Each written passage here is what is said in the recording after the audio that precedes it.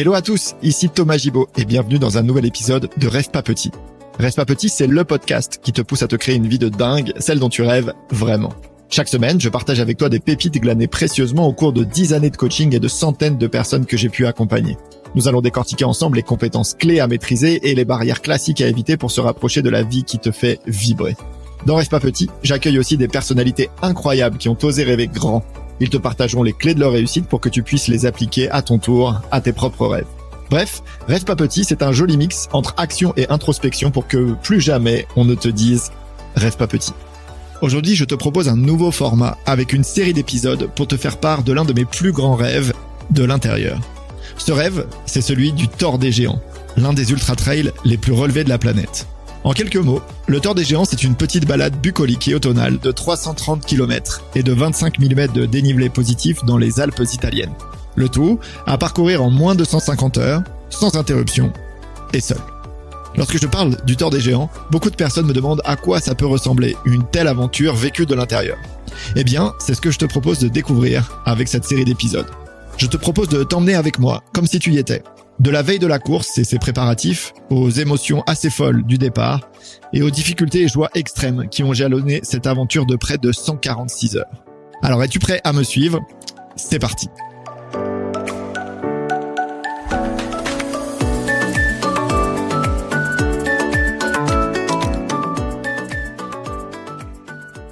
On arrive au kilomètre 151, à Donas, 3e base de vie.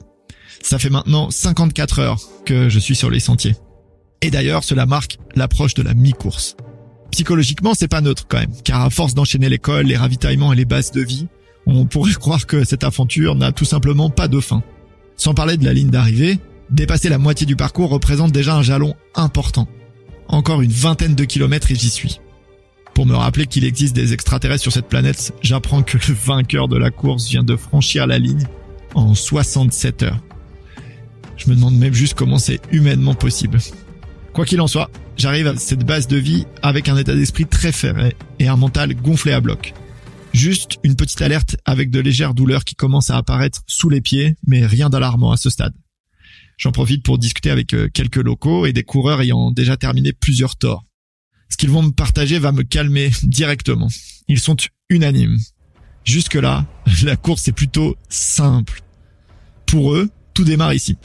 Le prochain segment de 56 km est décisif.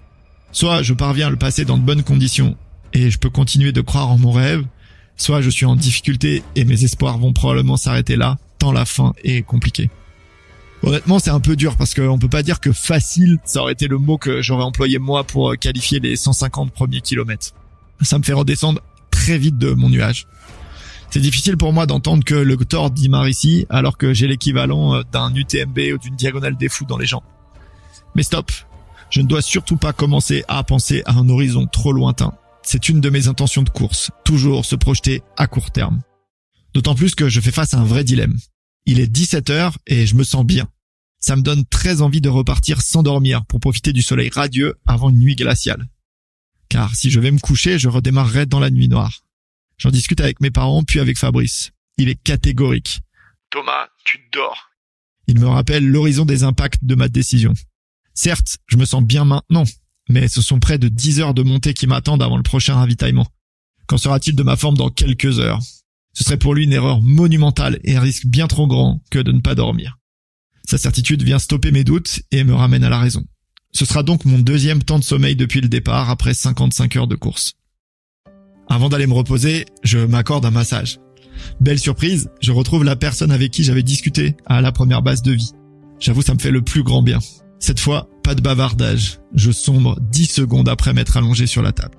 Au réveil, je me sens beaucoup plus détendu, les jambes moins lourdes. En passant devant le stand médical, ce que je vois me soulève le cœur. De nombreux coureurs se font soigner car leurs pieds sont dans un état abominable. J'ai en mémoire ce participant japonais qui, lorsque l'on enlève ses chaussettes, il voit la peau de ses pieds littéralement se décoller en suivant la chaussette, ce qui va mettre sa chair à vif. Le médecin finira de retirer les peaux mortes avec une pince à épiler dans les hurlements du coureur. Et j'avoue, je les ai encore en mémoire aujourd'hui. Pour d'autres, leurs pieds ne sont qu'une ampoule géante. Les soignants les percent à la seringue avant d'enlever les peaux mortes. Ils repartent alors avec des bandages de plusieurs centimètres d'épaisseur autour des plaies. Certains sont même obligés de découper leurs chaussures pour pouvoir les remettre. J'ai alors une pensée pour moi-même, bien pensé à inonder mes pieds de crème anti-frottement avant de repartir. Je retrouve mes parents et je leur demande à nouveau de me réveiller dans 2 heures. Ce sera mon plus long repos de la course. Je m'allonge et cette fois, je sombre instantanément. À mon réveil, un nouveau passage par le stand nourriture, une bonne assiette de pâtes et je repars. Il est presque 20 heures quand je quitte la base de vie. Certes, la nuit est tombée, mais je me sens bien, notamment grâce à une avance de 6 heures sur les barrières horaires. Ça me permet une défaillance, mais pas 2. Je sens de l'appréhension au moment de quitter mes parents. Je sais que je m'élance probablement pour le tronçon le plus horrible du tort, celui qui décide de mon destin dans cette aventure. Je suis conscient qu'une grande partie de mon rêve se joue là, dans cette nuit glaciale qui m'attend et cette dizaine d'heures de montée. À peine les premiers virages effectués, je comprends que cette nuit va être longue, très longue. Le chemin est jalonné de marches d'une hauteur démesurée. À la différence d'un sentier qui s'élève de manière continue, là les escaliers sont un véritable supplice.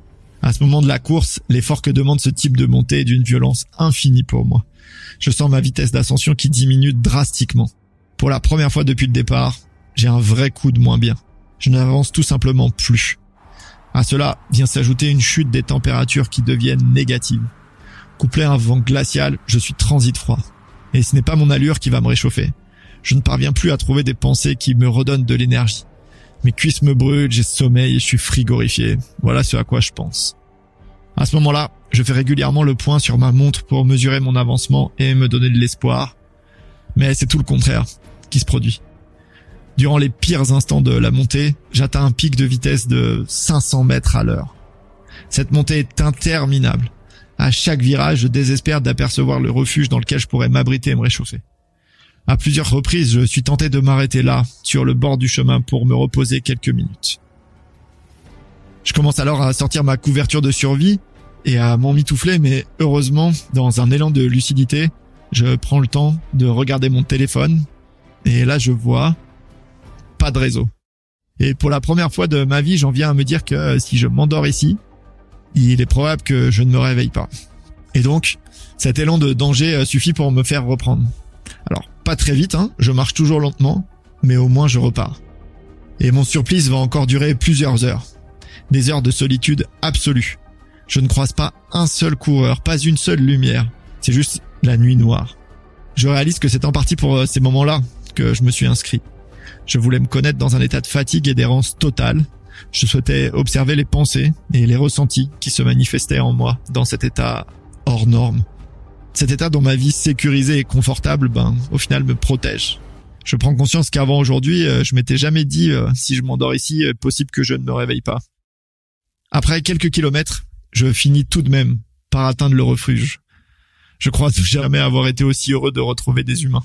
Mes parents sont là. Eux aussi m'attendaient dans le froid. Je cours m'habiter au chaud à l'intérieur. Je suis alors frappé par l'hécatombe chez les participants. La plupart sont allongés à même le sol, endormis, en boule. D'autres sont assis sur un banc, la tête sur la table, les bras ballants. Je suis donc pas le seul à avoir vécu l'enfer dans cette montée. Pour nous regonfler le moral, la gérante du refuge propose de délicieux chocolats chauds. Avec mes parents, on en commande 3 et buvons à 2 heures du matin, ce qui restera probablement le plus incroyable des chocolats chauds que je n'ai jamais bu. Après m'être réchauffé et avoir fait le plein, je dois pourtant repartir. Il n'est pas possible de dormir ici, le chalet est trop petit. La prochaine étape où je pourrais le faire est dans 4 kilomètres, ce qui, à en croire mon état, représente encore 4 heures de montée. Un gros câlin à mes parents, je ne les reverrai qu'à la 4e base de vie, si j'y parviens. Ces 4 heures seront une lente agonie, similaire aux précédentes. Le froid vient très vite me mordre le visage, me remettant dans mon rythme de 500 mètres à l'heure. Les barrières horaires se rapprochent implacablement.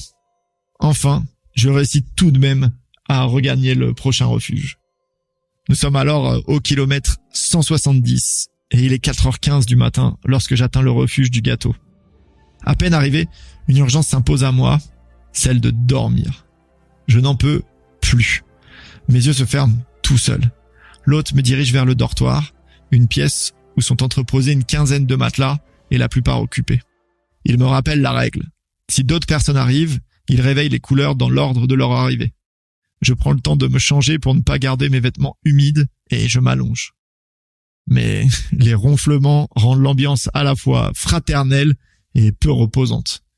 Et malgré la fatigue, je pète un câble, je n'arrive pas à m'endormir.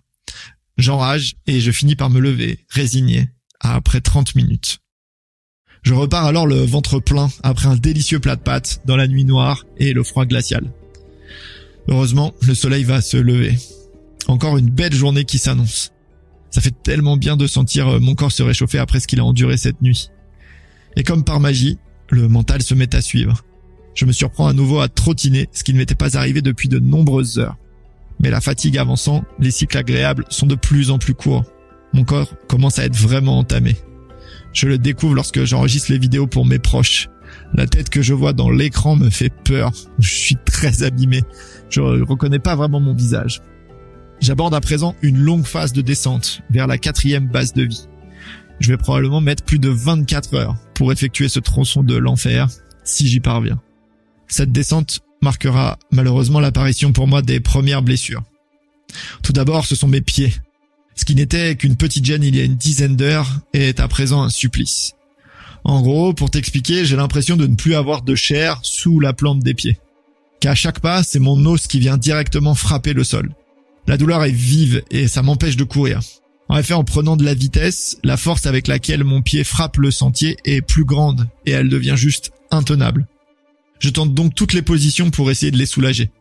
Sur la pointe, mais mes bolets abandonnent vite, le talon en premier, mais ce n'est pas tolérable. Bref, je continue d'avancer un peu comme je le peux. Puis, comme si ça ne suffisait pas, le syndrome de l'essuie-glace commence à faire son apparition et s'intensifier rapidement. Pour les non-initiés, le syndrome de l'essuie-glace, c'est une inflammation d'une bandelette fibreuse que l'on a autour de la rotule et qui assure sa stabilité. Et en fait, avec la répétition des chocs en descente, cette fibre, elle finit par s'inflammer. Et ça provoque des vives douleurs à chaque pas sur le côté du genou. Là aussi, je me souviens, j'essaye d'innover. Je tente de garder les jambes tendues au maximum, la marche arrière même parfois lorsque la pente est trop raide, mais rien n'y fait. À ce stade, je sais que je vais devoir serrer les dents, car, à part le repos, rien ne soignera cette douleur.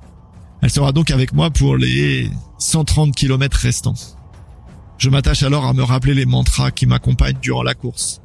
Ne pas me projeter à long terme, me souvenir qu'il y a des cycles, que mon mental est ma force, peu importe ce qui arrive. Bon, objectivement, c'est une chose de les lire calmement dans son canapé avant le départ, ça en être une autre de les reprendre après 200 km. Pour autant, je me les répète, inlassablement, comme pour occulter la douleur. Et donc on arrive au kilomètre 205, à la 4e base de vie, après 84 km de course. Enfin, j'atteins la 4e base de vie, synonyme de fin du tronçon le plus compliqué du Thor. Bon, c'est pas l'arrivée, mais c'est déjà un accomplissement incroyable pour moi tant cette portion a été, et de loin, la plus dure depuis le départ. Et d'ailleurs, probablement depuis que je fais du trail. Oh la vache, quel kiff de pouvoir être là. Évidemment, je suis épuisé, bien sûr, mon corps commence à être vraiment abîmé, mais malgré ça, je m'offre le droit de pouvoir y croire encore. Dès mon arrivée, j'appelle Fabrice pour lui parler des 2 douleurs que je ressens. Étant ostéo, il me donne de précieux conseils. Pour les pieds, je change de chaussures et mon père va m'acheter en pharmacie une sorte de coussin que je vais pouvoir placer dans mes baskets, avec l'espoir que ça amortisse les chocs. Pour les genoux, je dois passer par la case strapping. Le kiné va me mettre une dizaine de mètres de bandelettes autour des rotules. Je partirai avec la sensation d'être un mélange de Robocop et Touton Calmant, tellement je suis embobiné. Je retrouve mes parents pour un rituel qui commence maintenant à être bien huilé, entre les détails logistiques, le soutien, les soins, l'alimentation. Je lis sur leur visage que mon corps a changé, que j'ai atteint un niveau de fatigue avancé. Même s'ils essayent de le cacher, je le sens bien. Mais pour l'instant, un petit repos s'impose. N'ayant pu dormir qu'1 heure dans les 36 dernières heures. Bon, il n'y aura que 55 minutes de sommeil pour cette fois-ci, mais elles me font beaucoup de bien. À mon réveil, je jette un rapide coup d'œil à mon téléphone et découvre près de 100 messages que mes proches m'ont envoyés durant la sieste. Je me sens hyper chanceux d'être si soutenu et entouré. Je prends le temps de les lire et me lève, les yeux humides, au contact de tant d'amour. Toujours le même rituel avant de repartir. Vérification des batteries, du stock d'eau et de nourriture, tenue chaude, crème hydratante pour les pieds et les articulations. Une nouveauté toutefois pour ce départ, j'applique les fameux coussinets avec l'espoir que ça vienne me soulager. Bon, il est près de 23 heures quand je repars pour une étape de 36 km avant la prochaine base de vie à Val-Tournanche. Et dans les premiers kilomètres, je fais face à une bonne et une mauvaise nouvelle. La bonne, c'est que les températures s'annoncent plus clémentes cette nuit. Après des heures glaciales durant la précédente, la perspective de passer celle-ci en tenue légère me redonne le sourire. La mauvaise, c'est que le système conseillé par Fabrice pour soulager mes pieds ne fonctionne pas du tout.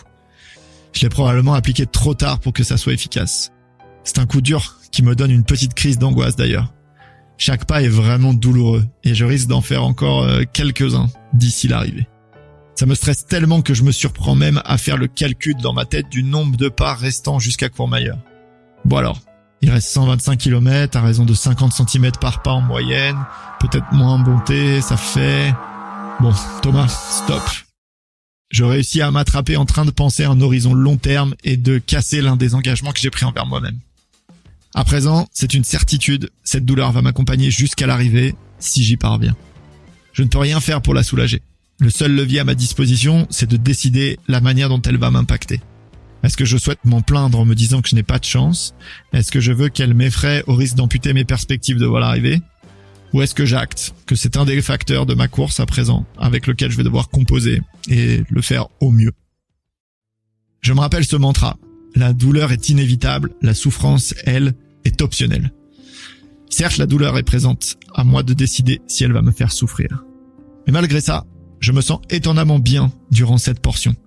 Les jambes répondent correctement. Ce sont mes pieds et mes genoux qui dictent l'allure en définissant ce qui est acceptable en matière de douleur. Ça va même tellement bien que je décide de ne pas m'arrêter au ravitaillement situé au milieu de cette étape.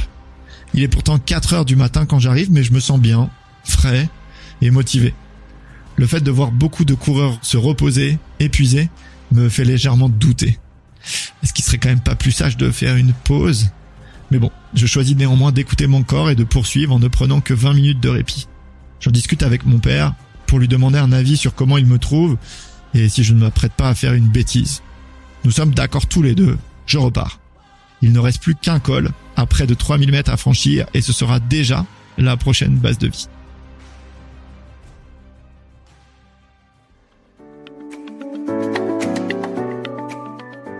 Voilà, je te laisse ici pour aujourd'hui. Évidemment, mon aventure n'est pas terminée et je t'invite à découvrir la suite dans les prochains épisodes qui vont sortir très prochainement. Merci beaucoup d'avoir passé ce temps avec moi. J'espère sincèrement que cet épisode t'aura donné des clés ou de l'envie pour avancer vers la vie qui te fait rêver. Et avant de te laisser filer, je voulais juste te partager que je ne rêve pas petit avec ce podcast. Donc s'il t'a aidé, inspiré, j'adorerais que tu me laisses un petit mot ou 5 étoiles. Ça m'aiderait à faire de ce rêve un grand rêve. À très vite.